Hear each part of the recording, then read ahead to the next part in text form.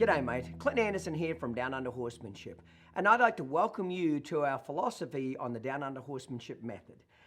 Basically, I have a method in training horses. I'm not going to tell you it's the only way to train a horse. I'm not even going to tell you it's the best way to train a horse. It's just a way that works for me, and it happens to work for hundreds of thousands of other people all over the world as well. I try to tell people there's no right and wrong way to train a horse. There's just certain techniques and certain theories that work for certain people, and people can identify with it. You know, there's lots of ways to get into Chicago. You can come in from the north, south, east, or west, and somewhere in between. There's lots of ways to get into that city. Well, there's lots of ways of training a horse. I just happen to have a method that works for me, and originally that's how I developed it, was for me to be able to understand it. You know, me to understand training horses and how to get along with them and how to get the best out of them, etc. And it just so happens by chance, you know, a lot of other people liked it as well, okay? So the thing that I want to go over here with you is basically the philosophy and the psychology behind the Down Under Horsemanship method. Because if you don't understand what makes a horse tick and why they do the things that they do, both good behavior and bad behavior, all the training techniques and all the actual exercises are kind of worthless to you. You need to understand basic horse psychology and how you interfere with them and how they interfere with you and how you either get along or don't get along, okay? So that's kind of the whole purpose of this particular video right now, is to make sure you understand what the foundation is of what we're trying to accomplish with the method.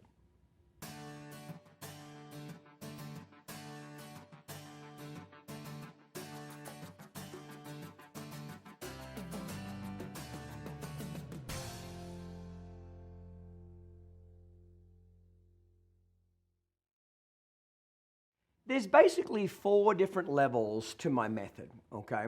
We have fundamental, intermediate, advanced, and professional. And each of the levels of the method will improve your horsemanship, will improve your field time and experience, and will also make your horse just a better horse, a better partner for you. The best way to describe the 4 levels of the method is like this. The fundamentals is like the foundation of the house. It's the concrete foundation of a house, okay? The intermediate is the walls and roof of the house, which is very important.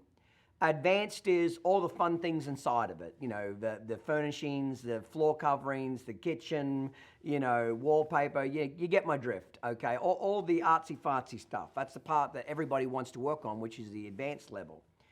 And then the professional level, that's like colt starting, foal training, trick horses, liberty, problem solving, more of those individual type subjects, performance horses. That would be like the landscaping of your house. So, you know, it's the pool, it's the barbecue area, it's the lawn, it's the garden, it's all that finish work or pretty work around the outside.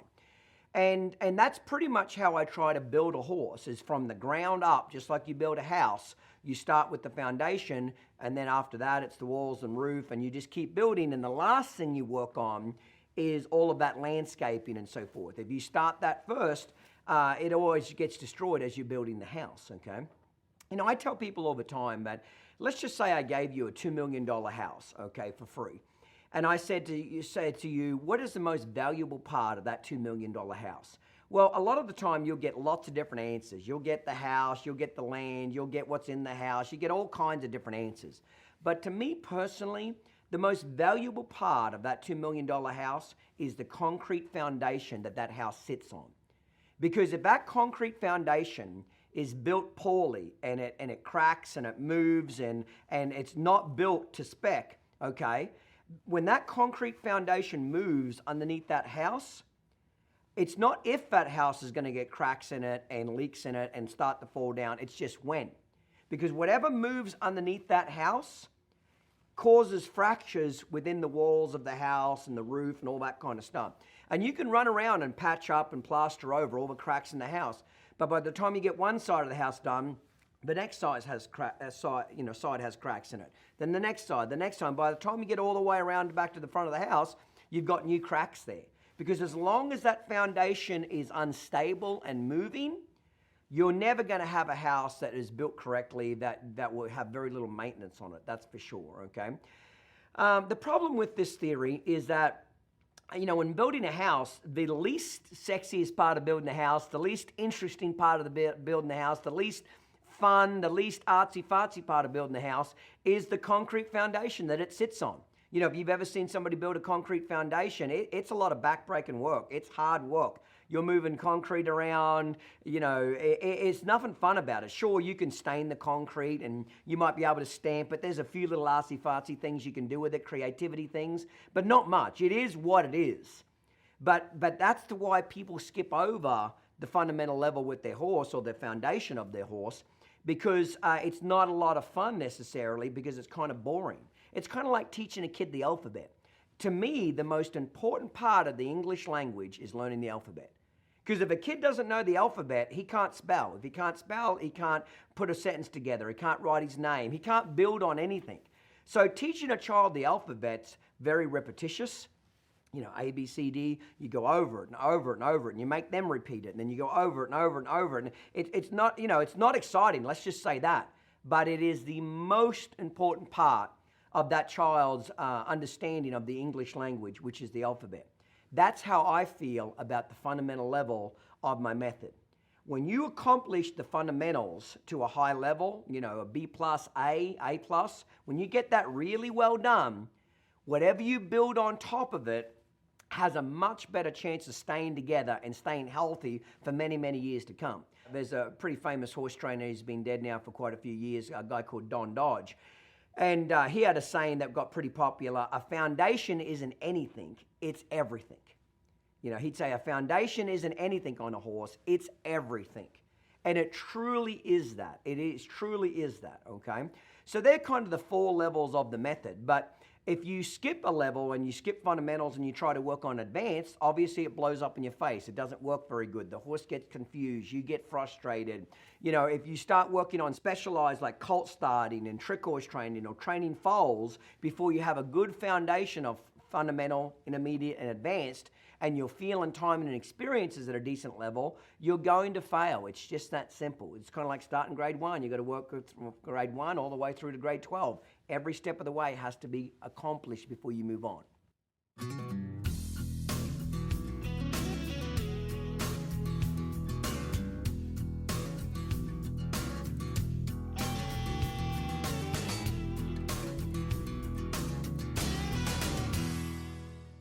You know, our core purpose here at Down Under Horsemanship, beyond making money, you know, every company's got to have a core purpose, because if it's just about making money, it's hollow and it doesn't feel very good and it doesn't ever get any momentum. But our core purpose here at Down Under Horsemanship is to inspire the dreams of horsemen. And what does that really mean to me? It means to me, whatever your goals are, have with your horse, my job and my company's job is to inspire you to be as good as you can be at that. So if your dream is to go down the trail with your horse, never get out of a walk, feel safe and secure, and have a great time on a trail with your horse, if that's your goal, my job is to inspire you and help you, educate you and your horse to accomplish that. If you have aspirations of winning and competing at the highest level, my job is to inspire you and help you and educate you and your horse to accomplish those goals. It doesn't mean that the show competitor's goals are more worthy than the trail rider or vice versa. It's whatever's important to you. And there could be various different points along that line that are important to you. So my job is to inspire you to accomplish whatever you want to do with your particular horse.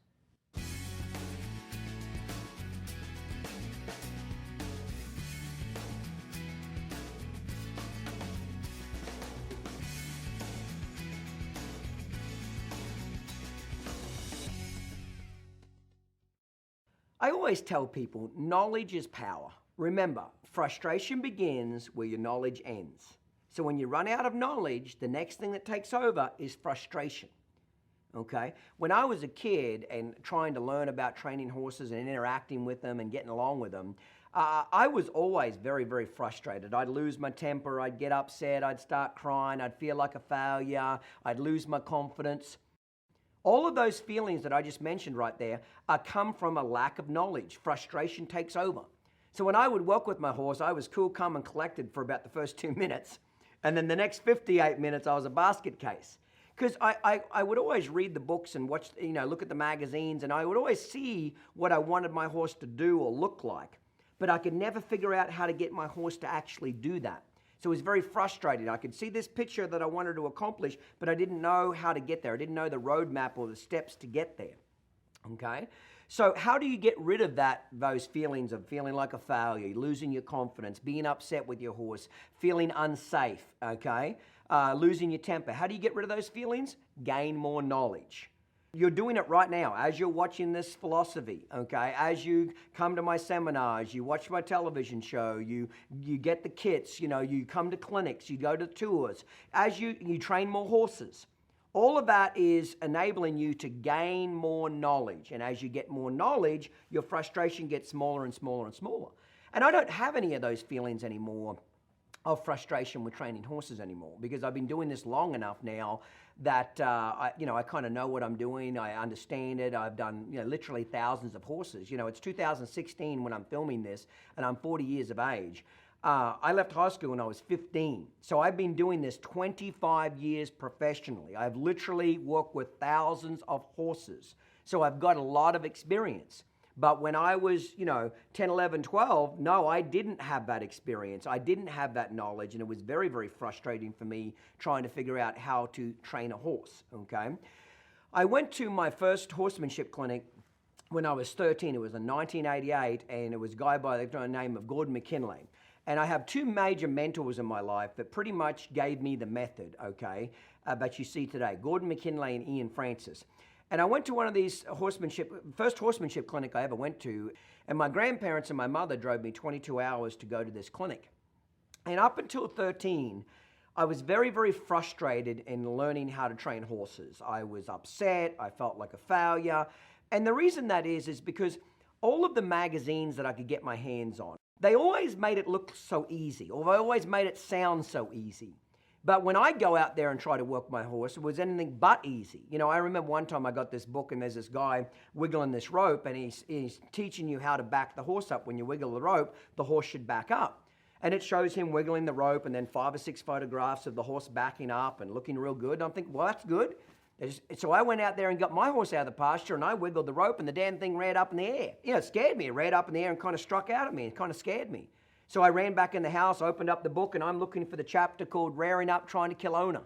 And of course there wasn't one there. So I'm looking for, where does it say, what if the horse rears, what do you do? What do you do? Well, for the most part, all of the information I was trying to learn from, it never described what'll happen if your horse doesn't do what you want. It never talks about the ugly things. It never talks about when the horse doesn't behave correctly or acts dangerously or disrespectfully or any of that kind of stuff. It just says, do this and everything will work out just fine. So because the books just made it sound so easy, then I got depressed and thought I was a failure. Then I thought my horse is a failure. Eventually I met the guy that wrote the book, and I knew he was an idiot, okay? So it all made sense to me, okay? So that's why, probably 80% of the teaching material that I put out there in the world, 80% of it, I always use horses that misbehave, or always use horses at the very least don't know what to do. Because those horses will make mistakes. Those horses won't be perfect. So I get to show people firsthand how to do it, what to do, how to fix it, how to stay safe doing it, cool, calm, and collected, etc. Okay? And people learn tremendous from that. They learn a tremendous amount of knowledge from that, rather than just hiding it and saying your horse will always be perfect. Because I didn't realize this as a kid, and I absolutely know it now. When you first ask a horse to do something for you that he doesn't know how to do, 9 times out of 10, he's not going to do what you want him to do straight off the bat. He's going to do anything but that. Like, for example, backing the horse up. So if you want to teach the horse to back up and you stand in front of him and you wiggle the lead rope and as a cue to make him back up, okay? If he doesn't know how to back up, he'll probably do anything but back up. He'll turn left, he'll turn right, he'll walk forward, he'll stand still, he'll rear up, he'll lay down, he'll ignore you. And then eventually he might just take one little step backwards. And as soon as he does, you release the pressure. Because this is the most important thing I'm going to say in this entire filming right now. Horses don't learn from pressure, they learn from the release of pressure. Horses learn from the release of pressure. So you might say, well, Clinton, if horses learn from the release of pressure, why do we pressure a horse? Because pressure motivates them to look for an answer. Pressure motivates them to look for an open door, look for some sort of relief. And pressure can be mental pressure, it can be physical pressure, but that's what it is, okay? Just like when it gets hot, if you're wearing a jacket outside and it gets hot, you feel pressure, you're starting to sweat. So because of the heat outside, you take off a layer of clothing. Then again, if it's cold and you're feeling cold and uncomfortable, you put on a jacket. That's what pressure is. Humans and horses, all animals are going for the path of least resistance. Every animal in the world will always pick the path of least resistance. Just like a horse stands out in the rain. When it's raining real hard, horses always stand with their butt and their back facing the direction. If the rain's coming in from this angle, they'll always stand with their butt facing the rain and wind. They never stand there with their head and eyes facing into the rain, nor would you, because that rain's coming in and hitting them in the face. So when they turn away, it's kind of using their butt and their back as a weather shield. Again, something as simple as just how they stand facing the rain and wind. At my front gate, I have a little hedge as I come in my front gate.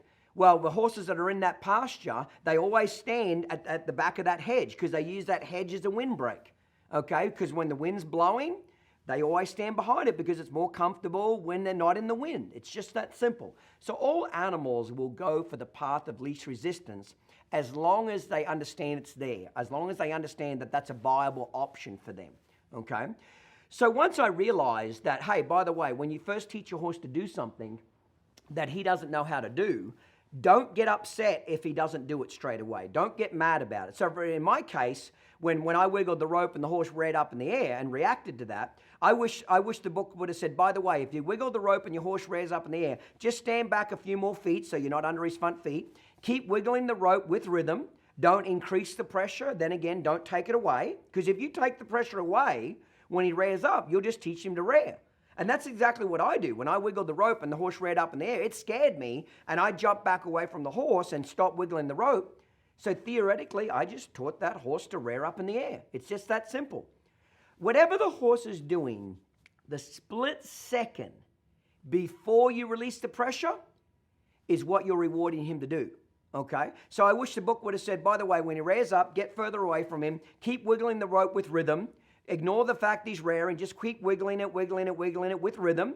And as soon as he takes a little step back, might not even be an inch, half an inch, a foot, doesn't matter. Any slight step back, release the pressure. And then do it again. So I wish that book would have said, hey, if he rears up, do this. If he turns left, do this. If he turns right, do this. If he comes forward, increase that pressure to make him feel more pressured for going the wrong direction. But all of the teaching material that I could find as a kid never went into this kind of detail. That's why in my method, we have the 8 steps of success that we walk through.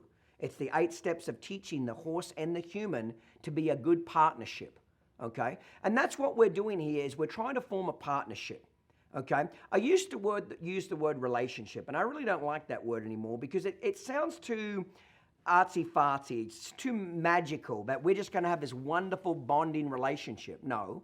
If we're going to have a good partnership and me and the horse are going to get along, we both have responsibilities. My responsibility is to not act like a predator, and his responsibility is to not act like a prey animal.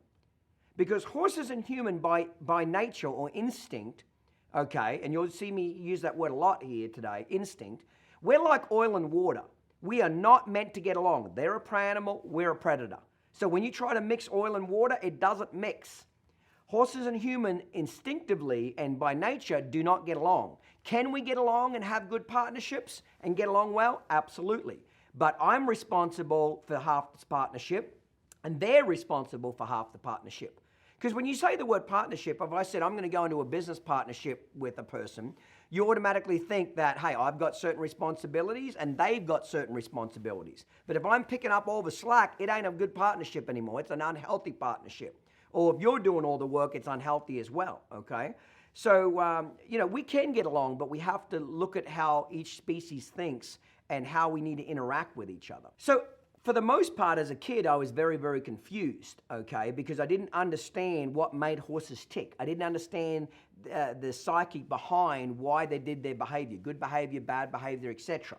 So when I went to that first clinic in 1988, I was 13 years old, by Gordon, within the first 10 minutes, I knew I'd found my hero. I knew I'd found what I wanted to do for a living, okay? Because everything that he talked about made sense to me. All these areas that I was confused and frustrated and upset and didn't understand now became like the light got shone on it immediately, and it made sense to me, okay? So I kind of threw myself into how he taught, what he did, etc. And basically the method came from those two guys that you see today, Gordon McKinley and Ian Francis. Gordon McKinley taught me all of my groundwork skills, my problem-solving skills, my cult starting skills.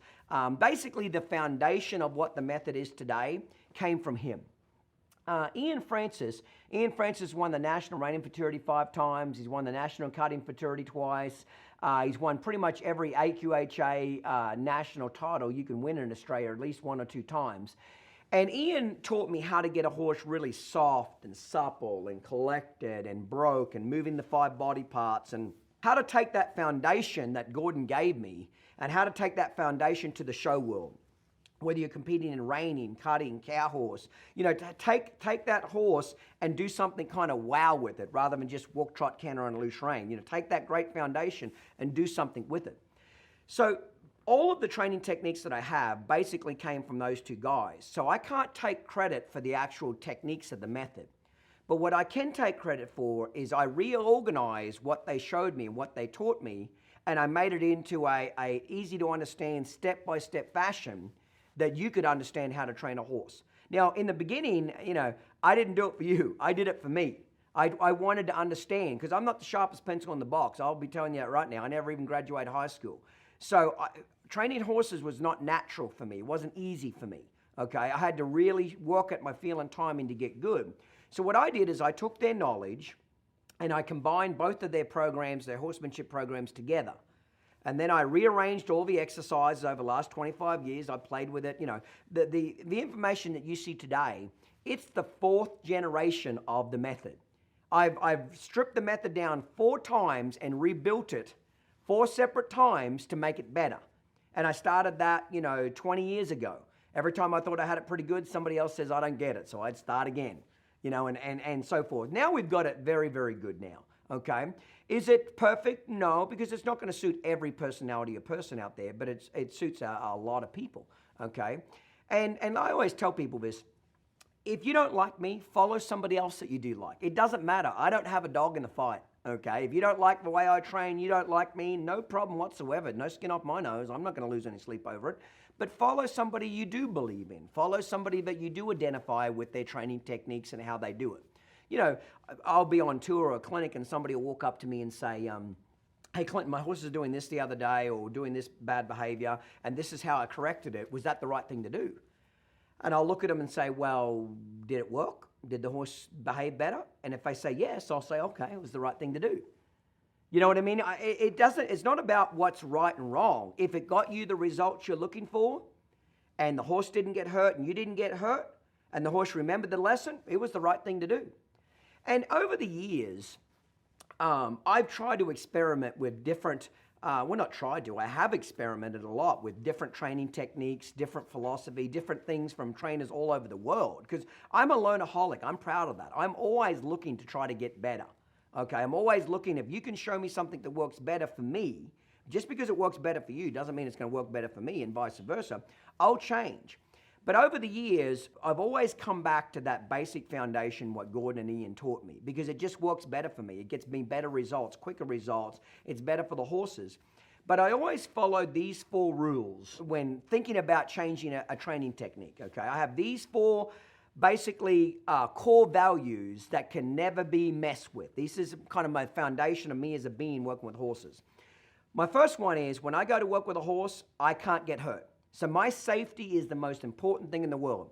I love my horses to death, but make no mistake, it's me first. I'm more important than them, okay? And I know that pisses a few people off, but I can get another horse. I can't get another one of me, and I can't get another one of you. So when you're working with your horse, you're the most valuable thing in my world, is that keeping you safe. So number 1 goal is, I don't want to get hurt. Number 2 goal is, I don't want my horse to get hurt. Now, do accidents happen sometimes? Yes, they do. But we're trying to cut them down as much as possible. So I don't want my horse to get hurt. My 3rd goal is I want the horse to learn something relatively quickly. I'm popular as a good rule of thumb because my method gets results very quickly. It's very easy to understand. The horse gets safe. The horses get very respectful and safe, and the owners get confidence and have fun. Okay, so to me, number three is, does the horse learn something relatively quickly? Because there's other techniques out there that will get results too, but they take 5 times as long. Now, to some people, if you're retired and got nothing to do and all day to do it in, you don't care. You know, if it takes you 3 hours to load a horse on a trailer with a bucket of grain and a piece of bread, and he gets on the trailer, and you like that, hey, that's more power to you. Like I said, I got no dog in the fight. Now, my technique, it'll work a hell of a lot quicker than that, but it ain't going to be using bread and a bucket to get him in there, okay? And the fourth goal of my core values is I want the horse to remember it the next day. If the horse does not remember the lesson the next day, it was useless. Even if it took 2 minutes to teach a horse something, if tomorrow I come back and I start the lesson and the horse forgets all of the lesson from the previous day, it wasn't very effective. It's just that simple. So anytime I've ever tried to add a technique or add something to the method over the last 25 years, I've always asked myself, does it violate those 4 rules? Let me give you a perfect example on this, okay? In Australia, it used to be, and I don't know if it still is, I haven't been there in a long time as far as lived there, but it used to be a real popular technique years ago that if you had a horse that pulled back and was really bad about being tied up and would pull back, if you put a lariat rope around its belly, basically right behind its front legs, like where the girth would be, and over its back, and the lariat came between his front legs, up under his neck, and through the halter, and if you tied that lariat off to a post, okay, if that horse sat back and pulled back, that lariat would tighten around his belly. Well, because that's behind the drive line, or right on it basically, when it tightens around his belly, that'll cause the horse to jump forward, okay? Which is what you want a horse to do. And when a horse is pulling against pressure, you want him to give to the pressure, not keep pulling against it and fighting him. But the problem with this training technique is when a horse pulls back, when they jump forward, because the rope scares the horse so much, they often jump forward so quickly that they'll slam their face into the post. They'll knock an eye out, they'll knock their teeth out, they'll hit themselves and concussion. Some horses will break their neck, okay? But let's just assume none of those things happen and your horse pulls back and jumps forward. Let me tell you something. Is it an effective way to teach a horse not to pull back? Absolutely. He does that 1 or maybe twice, I promise you, he won't pull back again. So it's a very effective technique. Well, why don't you use it, Clinton? Because it violates rule number 2.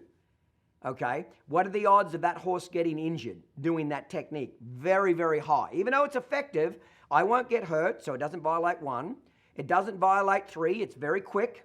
It doesn't violate number 4. He'll remember it the next day, but it absolutely violates number 2, which is what are the odds of the horse getting hurt? So I don't use that technique. I use the Aussie tie ring. Does that work very effectively? Absolutely. Will it take longer to teach the horse not to pull back? Yes, it will. But I still don't think it takes that long. But what are the odds of a horse getting hurt using the Aussie tie ring? Virtually slim to none. I can't say impossible, but very, very low. Okay, so anytime over the years I've thought about adding something, I've always asked myself, and if it violates even just one of those 4 core values that I run my method off, I won't do them. It's just that simple, okay? So like I said, there's lots of ways to train a horse. I'm looking for a way that's safe for me, safe for my horse, works quickly, and the horse remembers it. Now, even when all precautions are taken, can horses still get hurt? Absolutely. Can people still get hurt? Absolutely. But we're just trying to cut that down as much as we possibly can. Okay, and over the last 25 years, I've had everything from the rankest, most dangerous horses in the world and wildest horses in the world to the most, docile, laid-back horses in the world. I've literally done thousands of horses over these years, and I know the method works on any horse, any breed, any age. Okay, it's just that simple. And I have confidence in it because I've done it just hundreds and hundreds and hundreds and really thousands of times now, and so have other people.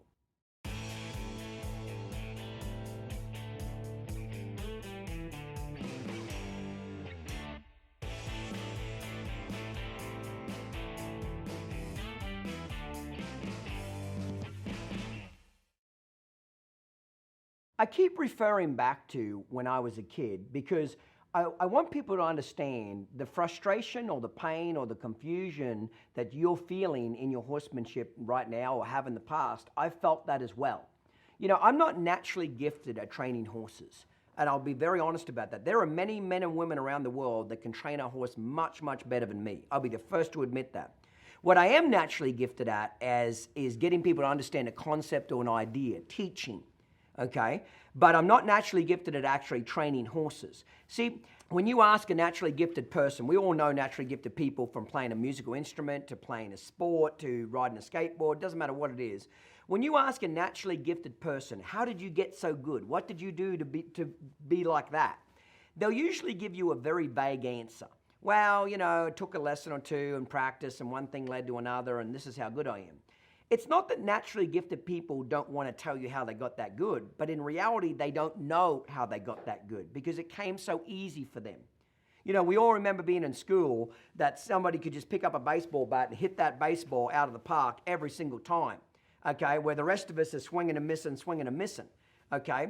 You know, and that's what I'm trying to tell you is that I'm not naturally gifted at it. I needed, you know, naturally gifted people don't have a structure to follow because it just came easy for them.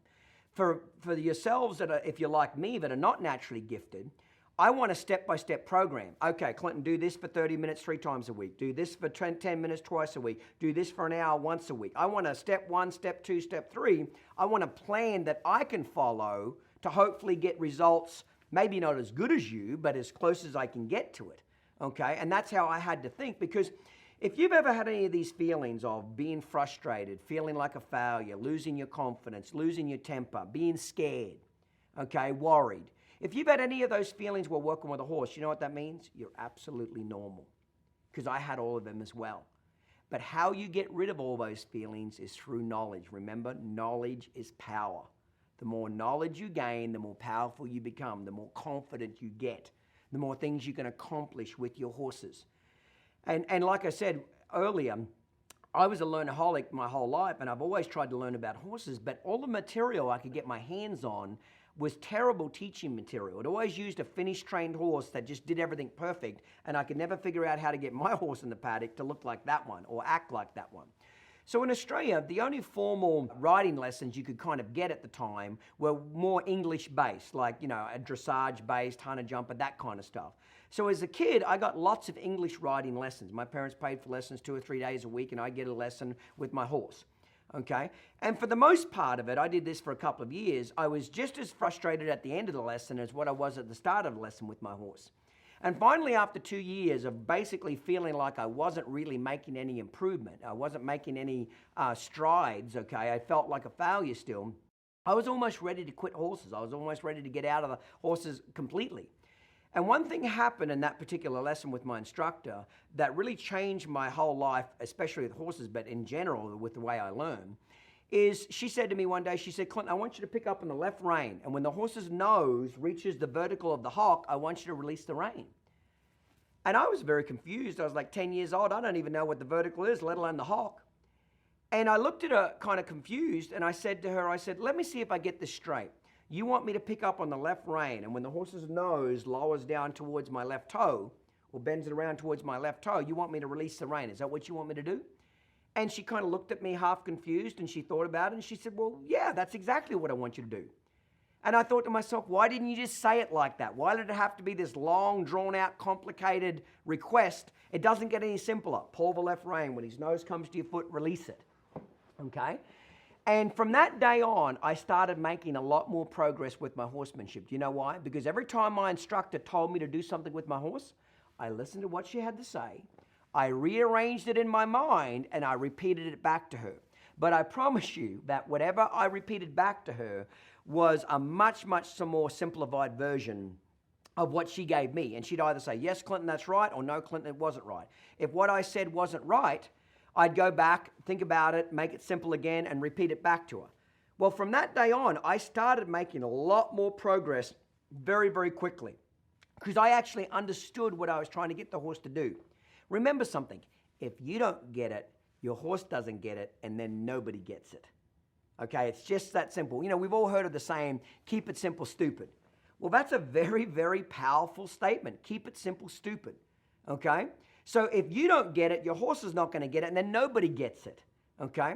That's why, you know, a lot of the books and so forth and articles I'd read as a kid, even still today in a lot of ways, People want horsemanship to look magical or very elusive, that you've got to be a third generation of horsemen that grew up on a ranch and it's got to be in your blood to know how to train a horse.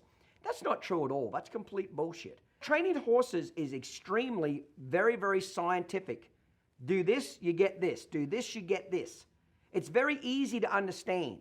There's 3 ways you can control a horse's mind. This is what it really gets knocked down to. There's 3 ways you can control a horse's mind. Creating movement, getting the horse to move forward. Redirecting movement, which is the forwards, backwards, left and right, which is the philosophy of my whole method basically of controlling a horse. So the more you move a horse's feet forwards, backwards, left and right, the more respect and thinking side of his brain you get. And the 3rd way you can control a horse's mind is by inhibiting movement. That would be teaching a horse to lay down, teaching him to stand calmly with hobbles, even tying him up to your fence or tying him up to the trailer. Putting your horse in a stall, you're still what? Confining his movement. So that's how you control a horse's mind, is 3 basic elements. Create movement, redirect the movement, and inhibit movement. But you do them in that order. So horse training, in my method at least, is actually very easy to understand. Now, it can be difficult at times to implement. I will agree with that. You know, there can be times when you feel unable to do the exercise or coordinated or whatever you need to do. But it's not difficult to understand, okay? Where most of the books that I was reading made it sound very magical and elusive, and they talk in riddles. You know what I mean? And even still to this day, if I read something, I'm always amazed at how I understand horse psychology, you know, probably as good or better than anybody in the world. And some of the stuff that I read is like, where do you get off on this stuff? It's like, doesn't make any sense whatsoever, okay? I've been very, very successful, and the method is probably the #1 used training technique or method in the world in training horses because I've kept it simple. I'm not the sharpest pencil in the box. I'm not real bright, so I had to keep it very, very simple. So from that day on with that English riding instructor, when I started making things simple for me to understand, my horse started catching on a lot quicker, and we started making very, very good progress very quickly.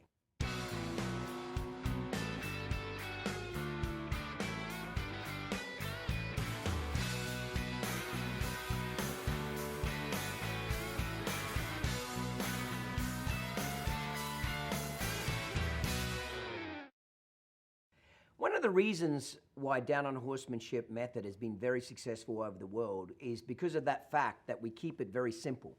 And it comes down to what we created, which is what I call the 8 steps of success.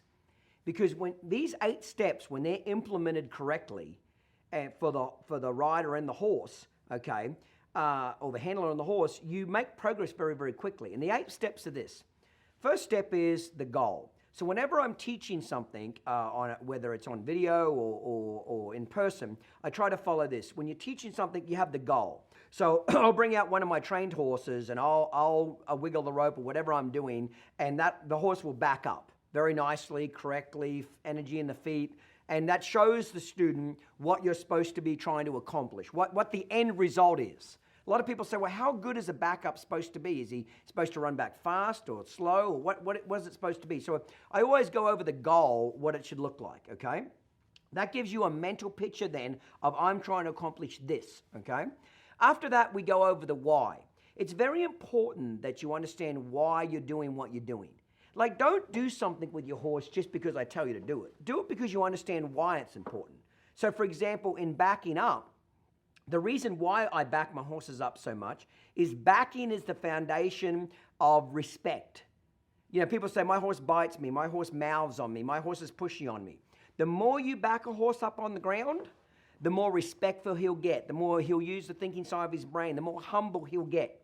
See, biting is a very forward action. They're coming forward to bite you. They're coming forward to push on you. They're coming forward to mouth on you. Backing is the opposite. Hey, I don't want any trouble here. I want to be good. And you're establishing that pecking order. So understand why you're backing the horse up. You're backing the horse up because backing is a form of respect. Backing will stop your horse being pushy. Backing will stop your horse biting you. Backing will stop your horse mouthing on you. All those problems will disappear if you teach your horse to back up and you practice backing on the ground. And more than anything, what will happen if you don't back the horse up? Well, all those things I just mentioned. If you don't back a horse up very much, it's inevitable they'll get pushy, disrespectful, nipping at you, mouthing it, pushing you when you lead them. They won't respect your personal space. So I never want somebody to come to one of my clinics or seminars and go home and train their horse, and somebody at their barn says, hey, why do you back that horse up so much? Ever since you went to that Clint Anderson seminar, you back your horse up a lot. Why do you do that? I never want somebody to say, oh, he just told me to do it. He said it was good. That's a terrible answer. Sure, I appreciate the fact that you're doing what I'm telling you, but I want you to say, I back my horse up because backing's the foundation of respect. Backing will stop my horse biting me. Backing will stop my horse mouthing me, pushing on me when I'm leading him, stepping all over my feet. That's why I'm backing him up. Okay, I want you to understand this, the reasoning or the psychic behind what we're actually trying to accomplish here. What, the meaning and understanding of it. Okay. Next goal is the teaching stage. So then I bring out a horse that doesn't know how to do the exercise. Why is it important to use a horse that doesn't know how to do the exercise? So in this case, we're talking backing, because that horse will inevitably make some mistakes. That's normal. Horses and children do not learn perfectly, nor should they. So the teaching stage is we teach your horse the exercise, but doesn't know how to do it. Okay, so you get to see work through from the beginning to the end. The next one is handler mistakes. In 25 years of teaching people professionally for a living, I've seen every handler mistake in teaching a horse to back up you could ever make. So make sure that you're not adding too much pressure in the beginning. Make sure you're not nagging the horse. Make sure you're standing in the right position. Like I go through every area where you as the handler could make mistakes, because I'd rather you get a heads up on that so you don't make them. So the next part of the 8 steps to success would be the horse mistakes. Okay, so when you're teaching your horse to back up, he might try to rear up. If he does that, do this. He might run forward. If he does that, do this. If he turns left, try this. If he turns right, try this. Basically, I run through all the areas over the last 25 years that I've seen horses make mistakes teaching this exercise, and I show you how to fix that, or how to counterbalance that, or react to it is probably a better word, okay? Or handle the situation. The next part of it is we've got troubleshooting. Okay, so if you can't seem to get the horse to back up, try this. If that doesn't work, try that. Okay, so we go through a troubleshooting kind of segment of it. The next part is success tip. Hey, first start teaching your horse to back up when you first get him out of the stall, because you'll get the excess energy off him, you'll get him using the thinking side of his brain, and by the time you go to work with him, he'll be listening to you. That's just an example. We give you lots of success tips. And the last one we work on is what we call a practical purpose. What is the purpose of teaching your horse to back up? Back him in and out of a trailer. Back him in and out of a wash rack. Okay? Back him out of the barn. Here's the purpose of why, if you get your horse backing up on the ground well, he'll back up on the saddle really well.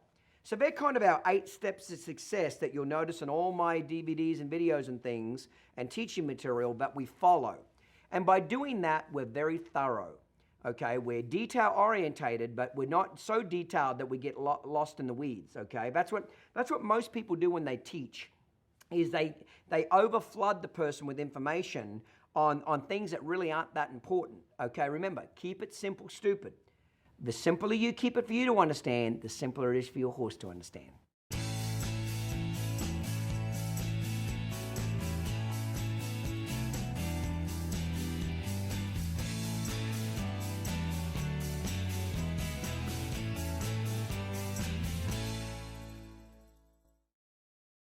My mentors, Gordon McKinley and Ian Francis, over the years have told me lots of little sayings that they use in their teaching and things they taught me, which I like to pass on to other people.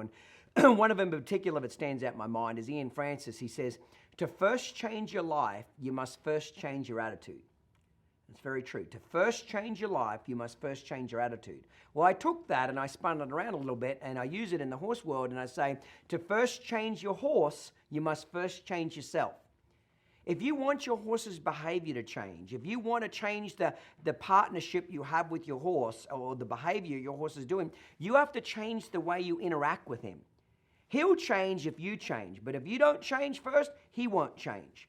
See, a lot of people send me emails all the time. My horse bucks, my horse rears, my horse is hard to catch, and all these different things of bad behavior.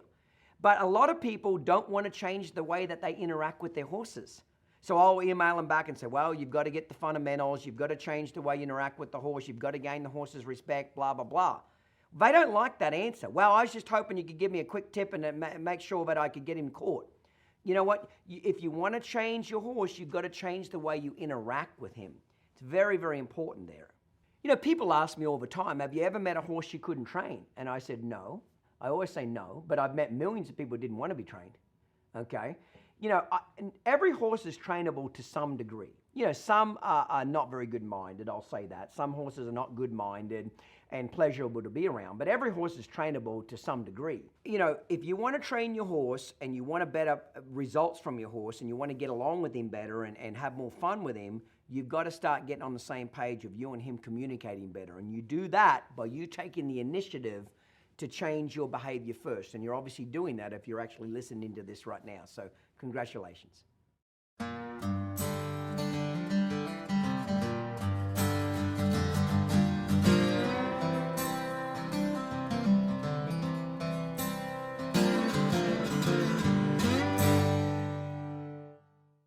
You know, often people will walk up to me on tour or at a clinic and say, Clinton, I'm frightened of my horse, and I'm frightened to ride my horse. Usually it's frightened or I'm fearful when I ride my horse.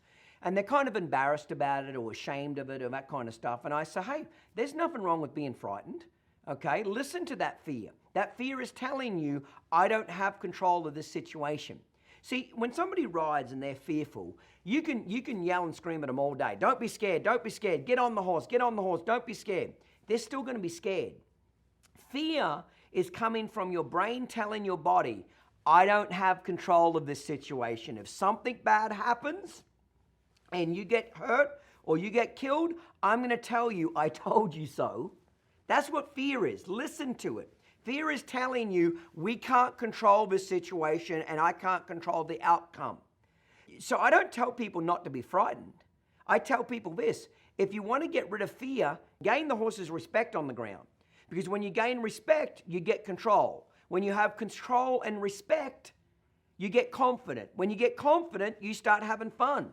It's easy, but you got to gain respect first, both on the ground and eventually under saddle. Respect leads to control. Control leads to confidence. You know, respect, control, and confidence leads to having a great time with your horse. It's no fun. I remember it's not fun to work with a horse or ride a horse that you feel in danger or you're worried about your safety, okay? So I tell people, if you're not ready to ride, stay on the ground. Work with the groundwork until you do feel confident to get back in the saddle. Or if you never feel confident, it's not the end of the world, at least with that horse. Some horses may be just too advanced for you or too green or too inexperienced for your level of horsemanship. Horsemanship is a journey. You know, I started out very, very poor and with my knowledge, and over the 25 years, I've got better and better and better. It's a journey. You're always trying to get better.